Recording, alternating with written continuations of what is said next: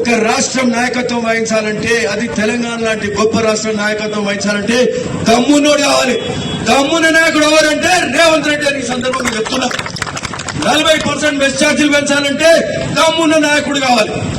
2 లక్షల రుణమాఫీ కావాలంటే దమ్మున్న ముఖ్యమంత్రి కావాలి. నేతన్నలకు 466 కోట్లు.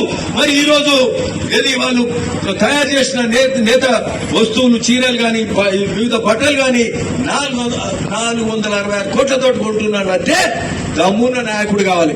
90 కోట్ల థ్రిఫ్ట్ చేస్తుండే స్కీమ్ దమ్మున్నోడు కావాలి. ఈ రోజు 266 కోట్లు సంక్షేమానికి, అభివృద్ధికి మరి నేతన్నలకే చేస్తుంటే దమ్మున్న నాయకుడే కావాలని సందర్భంగా కోరుతున్నాం.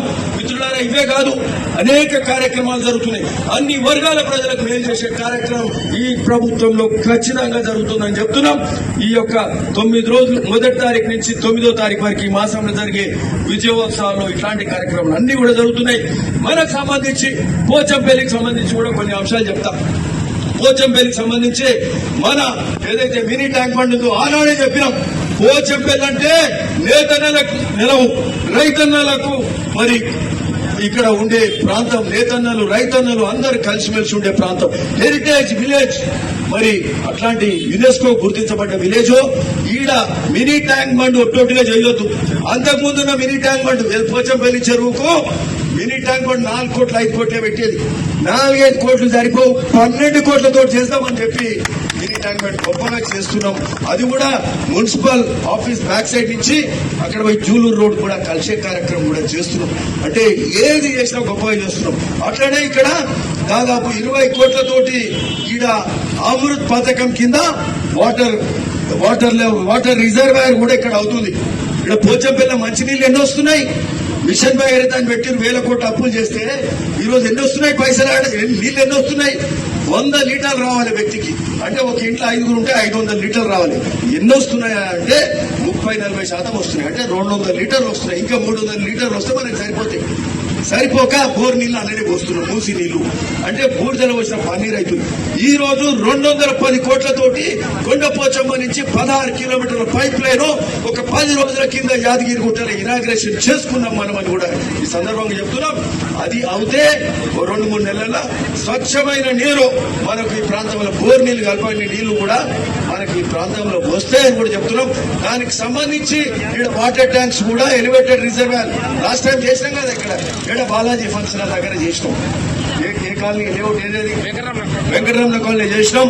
20 కోట్లతోటి మరి ఆ వాటర్ రిజర్వాయర్ కూడా చేస్తున్నాం. సో ఇవన్నీ సాగునీరు కోసము, అట్లనే రైతన్నుల కోసం పిలాయిపల్లి కాలువకు, అట్లనే ధర్మారెడ్డి కాలువల కట్ బునియాది గారి కాలువకు 500 కోట్ల రూపాయల శాంక్షన్ కూడా జరుగుతుందని కూడా ఈ సందర్భంగా చెప్తున్నాం. ఉత్తమ్ కుమార్ గారు ఇరిగేషన్ శాఖ మంత్రులు, మన జిల్లా మంత్రి కాబట్టి మనకు చనువు ఉంటుంది. మనం కూడా చేసుకున్నాం. బునియాది గారి కాలువ శాంక్షన్ అయింది. పిలాయిపల్లి ధర్మారెడ్డి అతి త్వరలో ఆల్మోస్ట్ అన్ని శాంక్షన్స్ అయిపోయినాయి. అతి త్వరలో మిగతా పనులు అవుతాయి. మరి అట్లనే ఇవే కాకుండా Juluru Alinagar canal, Bollapalli canal, Pilaipalli canal ఇవన్నీ కూడా చేసుకునే కార్యక్రమం కూడా చేస్తున్నాము. అన్నిటికంటే ముఖ్యమైనది స్వచ్ఛమైన నీరు మూసీలో ప్రవహించాలి. మళ్ళా మూసీ ప్రక్షాళన 30 ఏళ్ల కళ. ఎవరు మాట్లాడలేని రోజులు. ఎలక్షన్ ముందు మాట్లాడతారు, అయిపోగానే మర్చిపోతారు. రేవంత్ రెడ్డి గారు ఏం మాట ఇయ్యలే, కాంగ్రెస్ ప్రభుత్వం ఏం మాట ఇయ్యలే. మనం మాట్లాడుకున్నాం, చేసినాం. ఈ రోజు మన కళ నెరవేరుతుంది. మూసీ ప్రక్షాళన కోసము ఈ రోజు పెద్ద ఎత్తున కార్యక్రమం జరుగుతుంది. దాని మీద ముఖ్యమంత్రి గారు ప్రకటన చేస్తుంటే ఈ ప్రతిపక్షాలు రాద్ధాంతం చేసి, అంటే ఏ పనికి అడ్డుకోవాలి, ఏ పని తప్పు పట్టాలి, అంటే ఏ పనిలో కమిషన్ కొడతారు, లేకపోతే బురద జల్లే కార్యక్రమం చేస్తుంటే ఈరోజు అరే అవుతుందా కాదా అనేది మరొకసారి మనకు ఇబ్బంది పడ్డాము. ఆలోచింపజేసే కార్యక్రమం చేస్తే పిలాయిపల్లి దగ్గర 4-5 వేల మందితోటి జన చైతన్య యాత్ర చేసినాము ఒక 2 నెలల క్రితం అని చెప్తా ఉన్నా. మళ్ళా ఒక 20 రోజుల కింద పోయిన 28వ తారీఖు నాడు ముఖ్యమంత్రి స్వయాన ఎడికొచ్చిండు, మూసీ సంఘం దగ్గరికి వచ్చి పాదయాత్ర 6 కిలోమీటర్లు చేసి మూసీ ఎట్లా ఉందో చూసిపోయిండు. రైతులు బతకలేరు, రైతు కూలీలు బతకలేని పరిస్థితి. మరి మత్స్యకారులు గాని ఆఖరికి నేతలకు కూడా ఆ నీళ్లు పనిచేయాయి. మరి కుమ్మరులు, కమ్మరులు, అట్లనే రజకులు అందరికీ కుల వృత్తులకు ఇబ్బందులు కాబట్టి ఖచ్చితంగా చేస్తని ముఖ్యమంత్రి గారు అక్కడ సంఘం దగ్గరికి వెళ్లే భీమలింగేశ్వర స్వామి దగ్గర దండం పెట్టుకొని మరి ఆయన ఆ రోజు చెప్పిపోయిండు.